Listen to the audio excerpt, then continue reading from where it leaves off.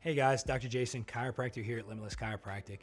This week's Tuesday TikTok, I want to talk about the 1918 Spanish flu. I have some really cool stats here about the Spanish flu and what happened. First off, the reason it's called the Spanish flu isn't actually because it originated in Spain. Spain was neutral in World War I, so they were kind of tasked with keeping track of the numbers and everything like that. So that was the first thing. Back in 1918, the flu was kind of unknown. The treatment, the cure, right, the prevention, everything was kind of unknown back then. So everyone's trying to figure out what works and what doesn't work, okay? So I want to talk numbers here for a second, okay? So the population during that time frame was about 1.8 billion people in the world, okay? Now, worldwide, about a third of those people were infected. So about 600 million people were infected, okay? So out of those people that were infected, 50 to 100 million people died, okay? So we can kind of put that in perspective of present day terms, okay? We have about 7.8 billion people in the world right now, so it's about 4 times as much. So to make it equivalent, you're talking between 200 and 400 million deaths during the Spanish flu is what would be equivalent into 2020. So that's crazy. I mean, that is a massive pandemic, okay? So during that time frame, chiropractic had only been around for about 30 years. Really, it was in its early years of kind of development. And they were trying to get, different forms of chiropractic had kind of been around, right? Manipulations of the spine and things like that. But as a profession, chiropractic was trying to find its foothold, right? They were trying to get research out about the benefits and what it does and how it helps and different things like that. So chiropractors were just anxious. They were ready. They were hungry. They were trying to help people. They were trying to show people. They had all these miracle cases of different things that it was helping, but they had to really get that out to the public and get them to understand it, okay? So let's talk some of these numbers, okay? So if during that time frame, right, there were a lot of patients that were trying to figure out, like I said, no one knew about the flu, so they were trying all kinds of different things, okay? So if you were under medical treatment, okay, in Davenport, Iowa, for the flu, you had been diagnosed with the flu and you were under medical treatment, you had a 5.5% chance of dying from the flu. In Davenport, Iowa, if you saw a chiropractor after being diagnosed with the flu, you actually had a 0.06% chance of dying from the flu. So really a crazy differential there, okay?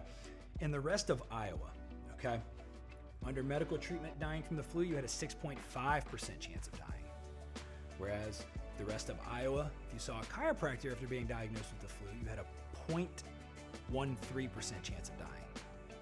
Once again, that's a large disparity, okay?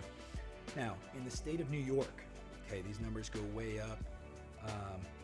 If you were under medical treatment for the flu, you had a 9.5% chance of dying, okay? If you were under chiropractic treatment, you only had a 0.25% chance of dying, okay? So really, really vast, okay?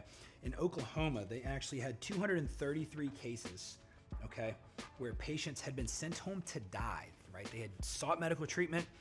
They had said, hey, look, we can't do anything for you. I'm sorry, you're gonna die from the flu. Those patients actually went to a chiropractor. 25 of the 233 did die from the flu, but that's insane. 208 were able to recover from that. That's a massive number. Those people were sent home to die and made it. So that's remarkable in and of itself, okay? So one of the big risks of the flu is ending up with pneumonia, right? Because of what it does to the immune system, things like that. So in New York, if you had been diagnosed with pneumonia from the flu, you actually had a 64% chance of dying under medical treatment from the flu, not from the treatment, but from the flu, okay? If you were under chiropractic treatment after being diagnosed with pneumonia from the flu, you only had a 1% chance of dying. And this was over tens of thousands of cases, right? So this isn't like, oh, we tested 10 people, right, and 6.4 made it, right? But this is tens of thousands of cases. This is a large number. So pretty remarkable there, okay? So how does this apply, right? What are we talking about? I mean, after that point, chiropractic had a massive foothold and a massive following, and a lot of people that got better from the flu were like just passionate. They wanted to go to chiropractic school. They wanted to be able to help people the same way that chiropractic had helped them recover from something that, I mean, really you're talking about almost 15% of the population died from at that point. That's a massive number when you're talking about it. So That's really where the profession really got a foothold and strong moving forward. But just with what we're able to do with correcting the subluxations, removing those subluxations from the spine for that immune system boost, for that T-cell boost that those studies show is just remarkable. All right. So guys, I hope this was helpful. If you guys want this article, we have it ready for you in the office. Be able to hand it to you. It's awesome information. All right. If you guys have any questions, let us know. We'll see you next week. Thanks.